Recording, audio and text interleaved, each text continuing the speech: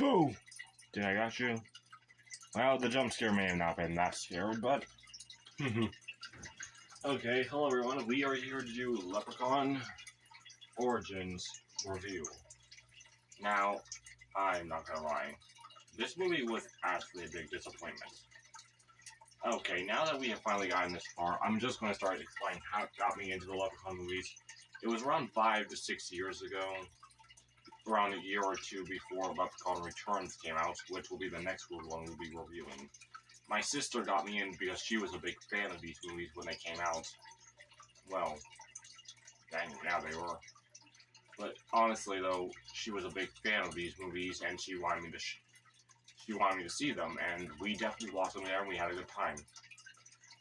Leprechaun Origins was the newest one at the time, and we decided to watch it together, which ultimately became a big disappointment to me.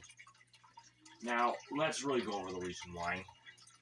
Leprechaun Origins is about a group of people, or college students, who are spending their last week in Ireland before going back home.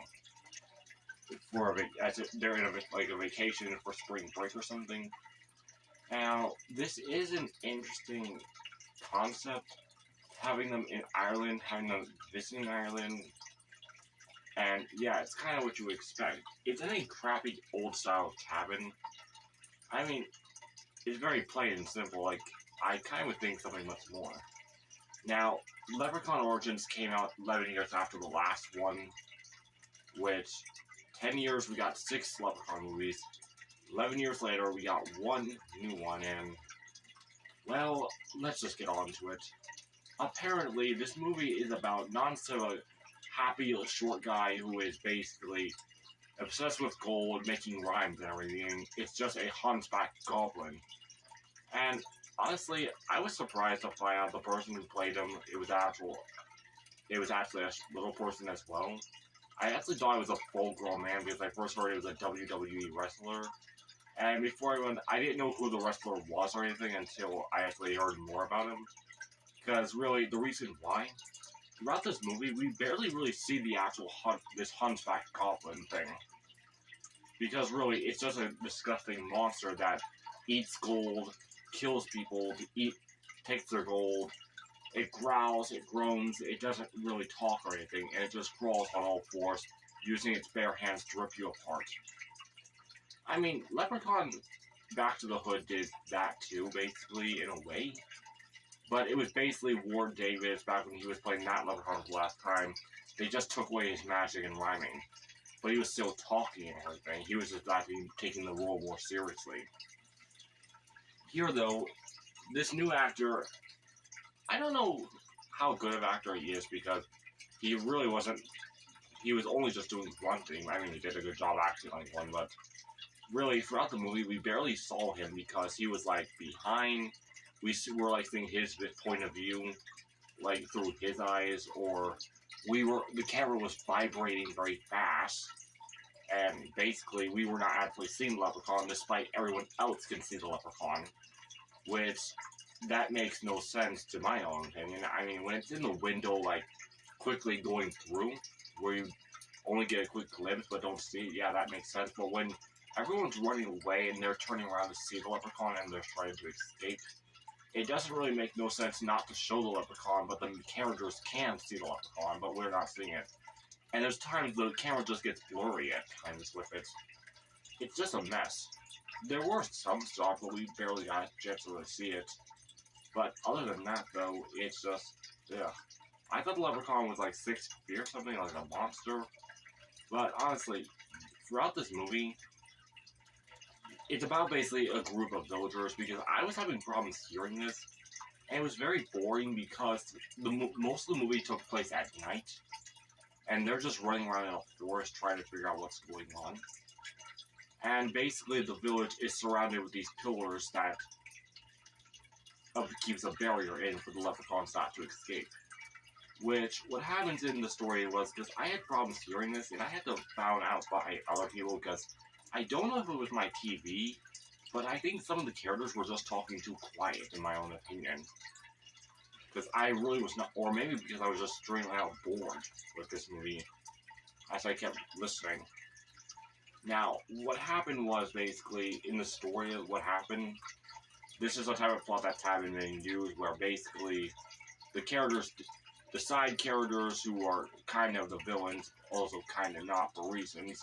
The reason is that they're sacrificing people to these monsters and everything to keep them and their families and their whole entire tribe alive, type thing. It's a type of plot I have seen a few times now, but here it's kind of boring because they live in a small village, but yet there's these pillars around that keep the leprechauns at bay. Because what happened was they had a gold mine, and it turns out that's where leprechauns belong to. And they took the gold, and now they have to pay the debt back, or the leprechauns will come after them. Why don't just move the village out of the barrier and just make it a restricted area where people are not allowed to go there? Well, then again, there would be no movie. Anyway, yeah, the movie was honestly them running around. I mean, it kind of like makes sense in a way because it's like a realistic point of thing, but it's really just boring. I mean, and because how the Leprechaun series is made to be, this doesn't really fit in at all to be in the Leprechaun series, and sadly, that's the truth. And I'm not gonna lie, that's just really a disappointment in my own opinion. The Leprechaun Origins really isn't that great. And honestly, I really don't know what to keep saying. I mean, I thought it could have been interesting, like, maybe, like, all the way back in the first movie. Like, how did Mr. O'Grady, the person who got the gold, like, he went to Ireland for his mother's funeral and everything. Like, how did he find the leprechaun? How did he was able to catch it? Why did he let the leprechaun live? And then it could have possibly ended with the leprechaun, like, sneaking as Mr. O'Grady was coming back in his limousine. The leprechaun, like, giggling, going behind the barn or house and sneaking inside. And then, we cut back to the very, how, that way, where how the leprechaun got to America. I mean, Leprechaun Origins, like the origins of how the story first began with the first movie, or, how in Leprechaun in the Hood 2, how come over a thousand, or whenever this time period happened in the Middle Ages, the medieval kings summoned leprechauns. I mean, there were a few ideas for Leprechaun Origins. Heck, it couldn't technically Origins meant it could have been like, how did the leprechauns came to be, or literally anything.